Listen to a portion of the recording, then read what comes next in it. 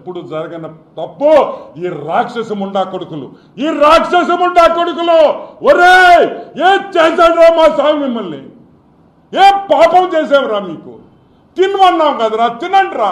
ఆ దేవుడికి కూడా అటువంటి నెయ్యి పెట్టి మాంసాలతో కరిగిచ్చిన నెయ్యి పెడతారంటారా దరిద్రులారా. ఈ పాపం ఈరోజు నేను చెప్తున్నా వినండి, సర్వనాశనం అయిపోతారు నాయళ్ళారా ఎవరెవరు. ఈరోజు నేను చెప్తున్నా ఒకటే, సర్వనాశనం. ఈరోజు నేను చెప్తున్నా ఇంకొకటి, మాకు న్యాయం జరగాలంటే